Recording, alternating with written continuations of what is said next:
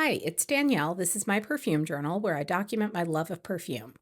2026 is the year of fewer full bottles and more sampling, more exploration, more discovery for me. I love to sample all kinds of perfumes: affordable perfumes, celebrity perfumes, niche, designer, luxury perfumes when I can, vintage perfumes, artisan perfumes. I love it all. And so in this video, I am going to share a whole bunch of perfumes that I have been exploring this month. So let's start with a celebrity perfume. This is Jennifer Aniston's Near Dusk. So I have a bottle of Solstice Bloom that my friend Victoria recommended. I will link her Instagram down below. She is Scent Memos on Instagram, and she is my go-to person for affordable gems. And she was right. I really enjoy Solstice Bloom. It smells like warm sand to me, like warm sand on a New England beach. So Near Dusk is very, very similar to Solstice Bloom, but like slightly darker, slightly deeper, and fruitier. It's to me like the nighttime version of Solstice Bloom. And so with Jennifer Aniston's beachy waves and her sun-kissed glow, it makes sense that her perfumes would be totally beachy coated.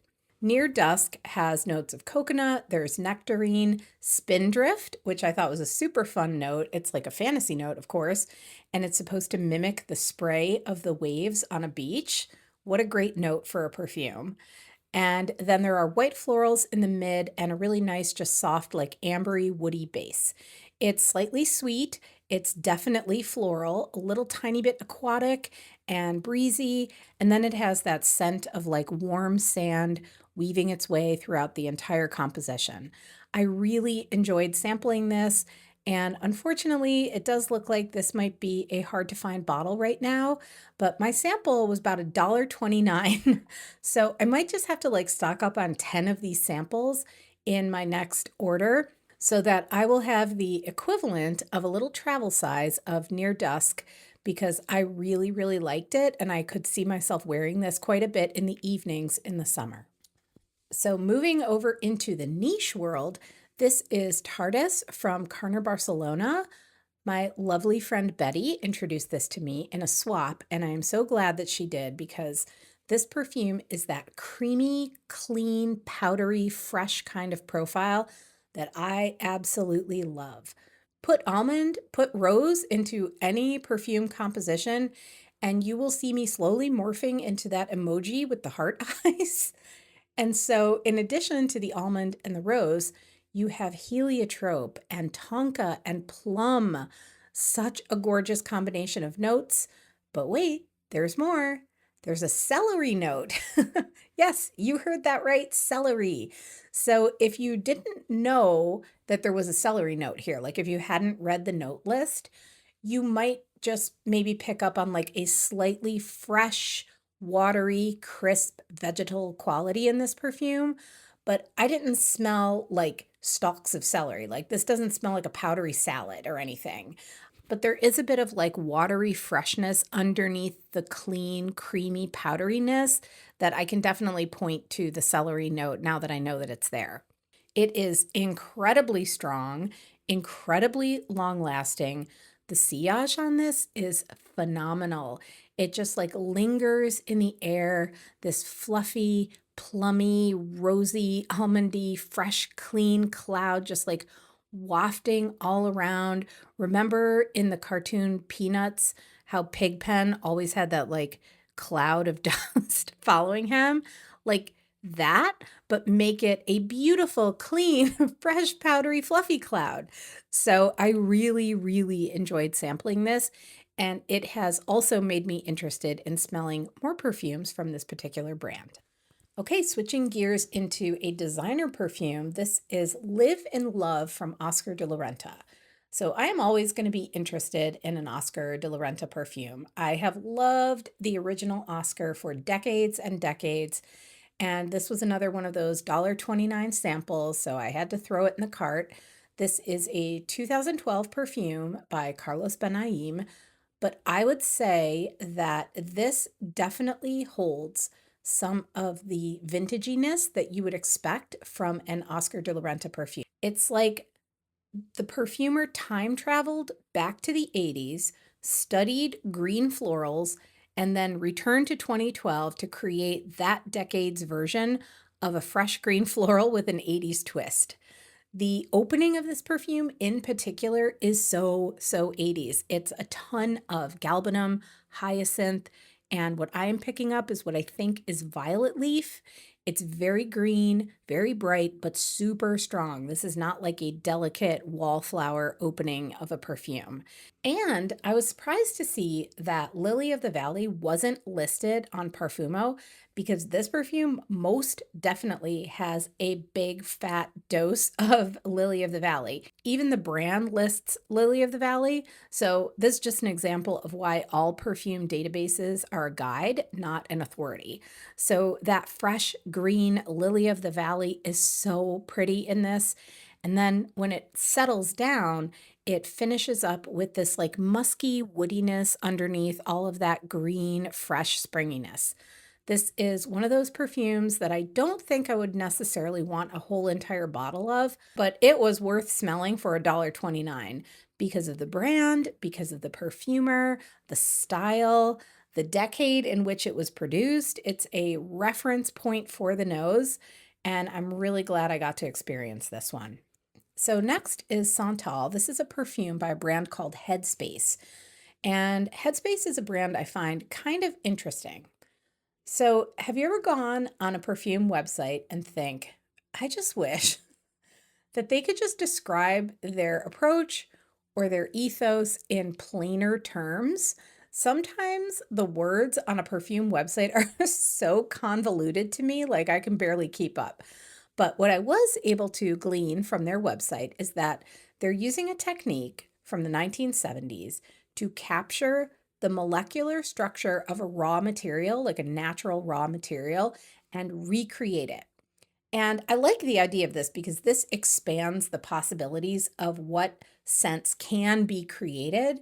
And it also opens up the idea of preserving materials that are harvested or over harvested in nature.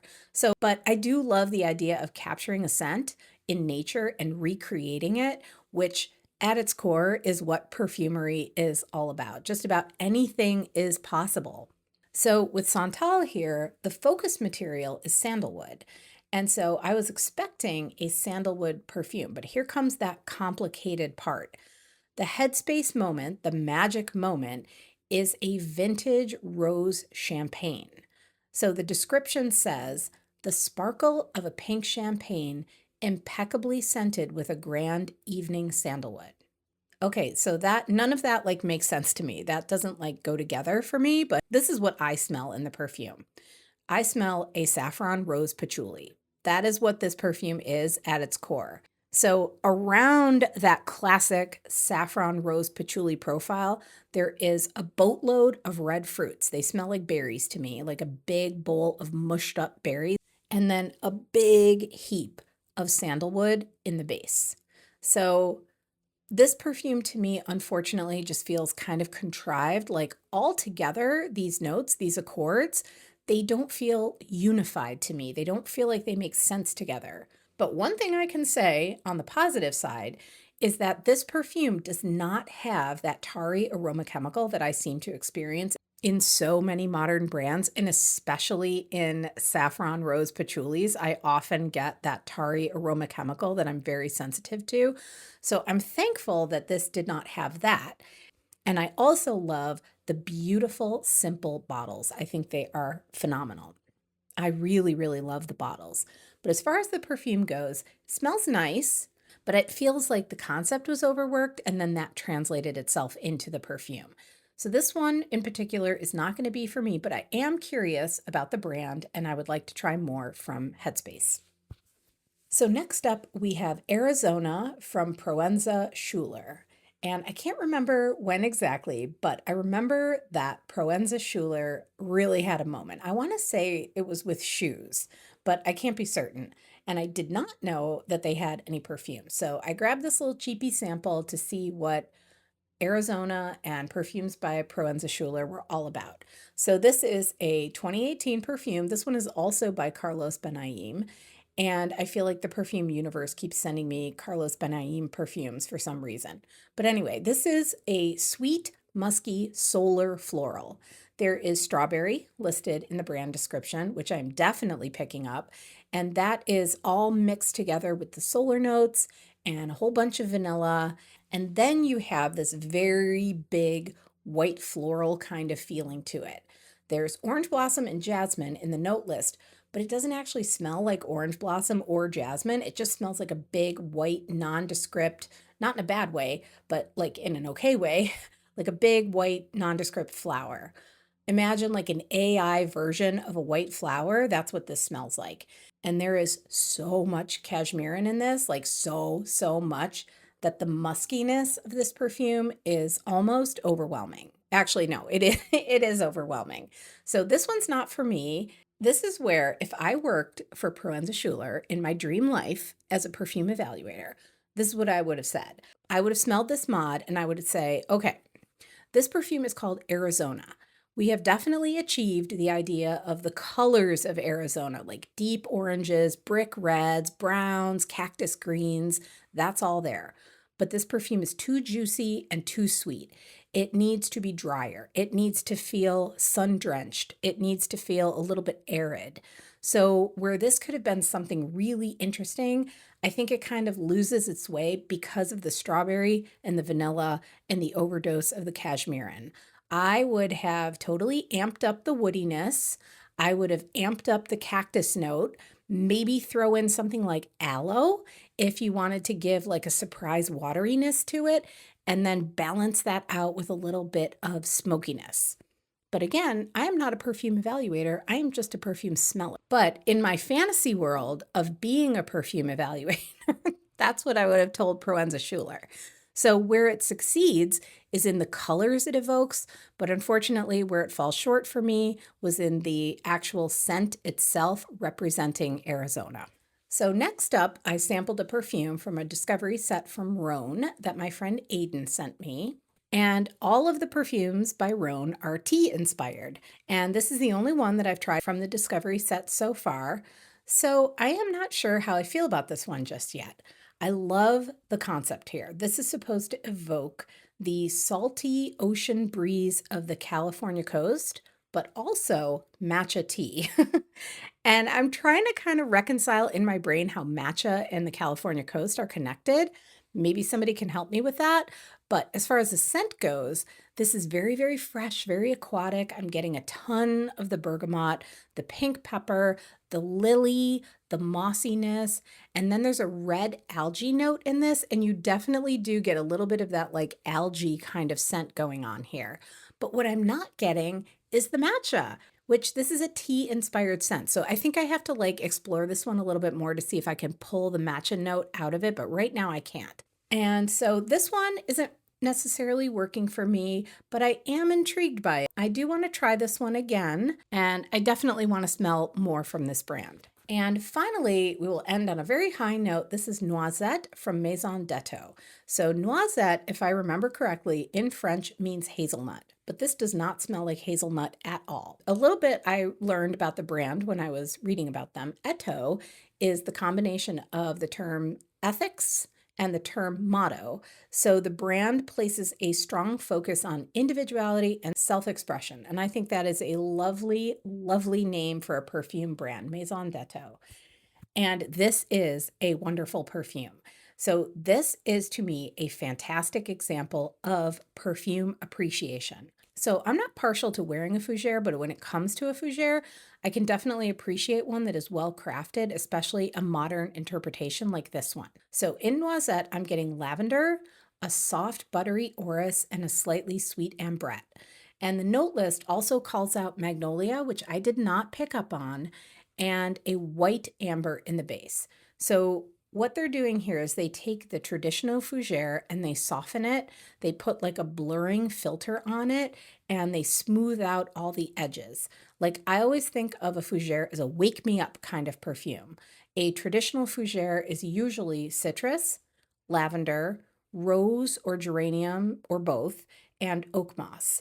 Fougere means fern, so this olfactive family is usually very herbal, very aromatic, and it sometimes can come off kind of sharp. That's why I call it like a wake me up perfume. And a fougere usually leans into more masculine, traditional masculine tropes as well. But this fougere feels like a nice hug rather than like a slap on the back kind of a greeting. So I just really thought this was an interesting interpretation, interesting take on the traditional fougere. And one thing I really, really appreciated about Maison when I was on their website is that they strongly feature the perfumers behind each of their scents, not just by naming them, but actually showcasing and highlighting their accomplishments and their careers on each fragrance's individual page.